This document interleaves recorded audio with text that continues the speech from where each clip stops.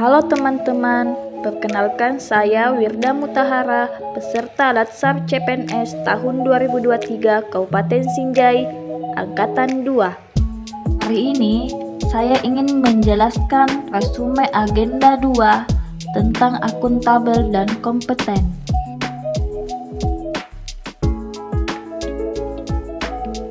Teman-teman, ada 7 core value ASN berakhlak. 1. Berorientasi pada pelayanan. 2. Akuntabel. 3. Kompeten. 4. Harmonis. 5. Loyal. 6. Adaptif. 7. Kolaboratif. Kali ini saya akan membahas substansi akuntabel dan kompeten. Akuntabilitas adalah kewajiban bertanggung jawab kepada seseorang atau organisasi yang memberikan amanat. Dalam konteks ASN adalah kewajiban untuk mempertanggungjawabkan segala tindak tanduknya sebagai pelayan publik kepada atasan, lembaga pembina, dan luasnya kepada publik. Berikut ini adalah pentingnya akuntabilitas. 1. Untuk menyediakan kontrol demokratis. 2. Untuk mencegah korupsi dan penyalahgunaan kekuasaan. 3. Untuk meningkatkan efisiensi dan efektivitas. Kemudian, bagaimana sih menciptakan lingkungan yang akuntabel? Berikut ini adalah hal-hal yang perlu diperhatikan dalam menciptakan lingkungan yang akuntabel. 1. Kepemimpinan. 2. Transparansi. 3. Integritas. 4. Tanggung jawab. 5. Keadilan. 6. Kepercayaan. 7. Keseimbangan. 8. Kejelasan. 9. Konsisten.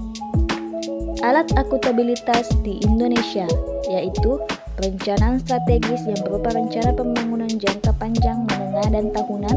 Kemudian ada kontrak kinerja yaitu merupakan kesepakatan antara pegawai dengan atasannya langsung. Kemudian ada laporan kinerja yaitu berupa laporan akuntabilitas kinerja instansi pemerintah.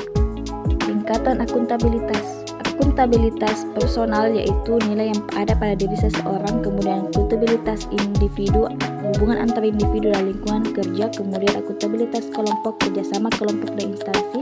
Kemudian akuntabilitas organisasi yang mencakup hasil pelaporan kinerja yang telah dicapai. Dan yang di atas adalah akuntabilitas stakeholder. Nah, ini dia hal-hal yang bisa menghambat kita melaksanakan tugas secara akuntabel, yaitu konflik kepentingan, yang mana ada 2 jenis permasalahan. 1. Dari segi keuangan dan dari segi non-keuangan. Hal yang bisa kita lakukan untuk mencegah konflik kepentingan ini dengan membangun pola pikir anti korupsi. Baiklah, pokok pembahasan terakhir kita dari substansi akuntabilitas yaitu akuntabel dalam organisasi pemerintah yang bisa dilihat dari transparansi dan akses informasi. Berikut adalah prinsip keterbukaan informasi publik, yang mana intinya informasi bersifat terbuka dan bisa diakses masyarakat tanpa perlu disertai alasan, kecuali informasi tersebut merugikan publik. Selanjutnya, kita akan membahas substansi kompeten. Mulai dari pengertian kompeten. Kompeten adalah mampu melakukan sesuatu dengan baik. Kompeten merupakan keterampilan yang diperlukan seseorang yang ditujukan dengan kemampuan melakukan sesuatu dengan baik dan dapat memberikan tingkat kinerja yang memadai atau tinggi dalam suatu fungsi pekerjaan yang spesifik. ASN yang kompeten harus memiliki kompetensi. Apa itu kompetensi? Kompetensi yaitu perpaduan 3 aspek penting, yaitu aspek pengetahuan, aspek keterampilan, dan sikap dalam melakukan pekerjaan. Berikutnya adalah standar kompetensi ASN, yaitu 1. Kompetensi teknis yang berkaitan dengan teknis jabatan, dan yang kedua, kompetensi manajerial untuk memimpin, mengolah unit organisasi, dan kompetensi sosial kultural terkait dengan pengalaman berinteraksi dengan masyarakat majemuk. Meningkatkan kompetensi diri yaitu merubah mindset. Aktif meningkatkan kompetensi adalah keniscayaan. Kemudian belajar dengan metodologi yang bersumber pembelajaran dari internet. Kemudian sumber pembelajaran lain bagi ASN yaitu memanfaatkan sumber keahlian para ahli dan pakar.